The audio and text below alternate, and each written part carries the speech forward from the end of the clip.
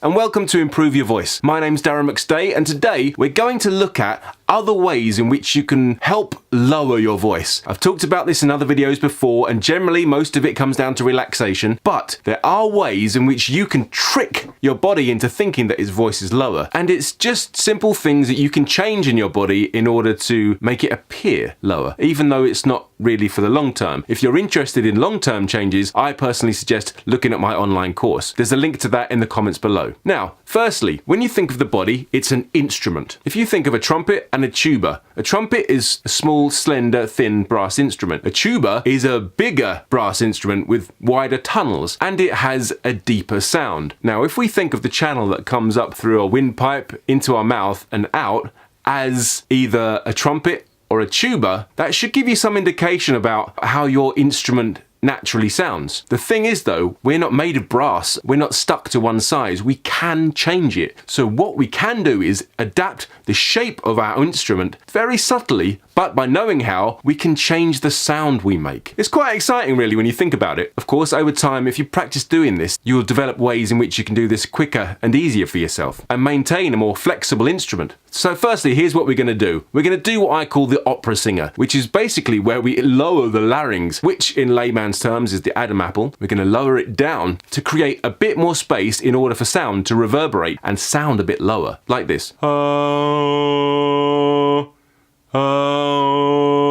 You see how I'm moving it down? It's like yawning, but not opening everything. Just this one.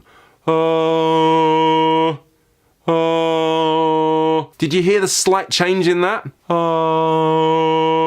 It just makes it sound a bit rounder. If I was to speak now with my larynx quite low, I might sound more like this. Okay, it sounds a bit false, but it is a trick. It's not a permanent solution. And it's a good way to just experiment with your voice and to see other things you can do. Even if it sounds a bit weird speaking like this, there might be somewhere in between that gives you a certain authority to be heard clearer. So rather than speaking up here like I am, or rather than speaking down there, somehow something in the middle might be good for your purposes. But anyway, just play with it and see what you can do. Another great thing you could do is to change your posture. Literally, physically make yourself change. A lot of people roll forward like this. A lot of people are tight in their chest. And although changing your posture superficially isn't going to have lasting benefits, you can still feel your body, your instrument, as if it's bigger. So from down here, from a tight space, bringing your shoulders back and down. Relax the shoulders down. Then relax your belly. So when you relax your belly into this place, the voice will drop ever so slightly. You don't want to feel any tension. Find a place where your shoulders can be back,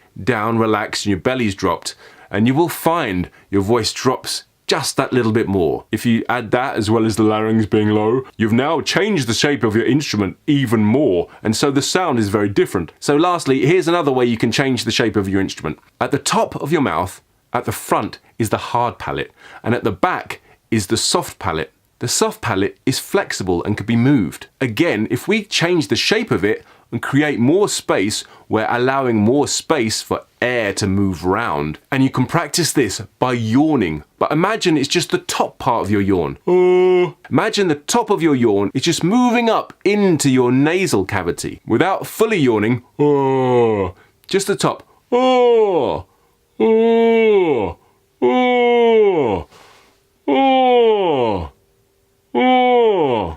The only trouble with this is that it does create a bit of tension, so when you're doing it, it might sound higher, but it's still quite a round sound.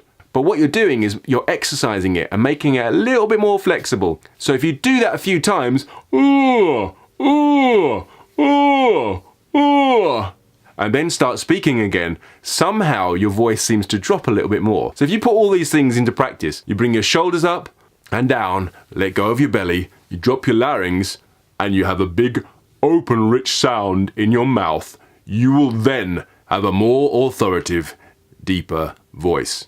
But remember, this is just superficial, and it's not the same as daily exercises that can promote change in your body for good. If you want that, look in the comments below for my online course. But anyway, it's just a bit of fun. It's stuff you can play with, and it's another way that you can learn more about your voice and how it works just through how it feels. So have a little play with that. If you've got any suggestions for other videos, please add any ideas in the comments below. I'd love to hear from you and see if you have any ideas that I can help you with. I've been Darren McStay. Thank you for joining me, I'll see you next time, but until then, look after your voice.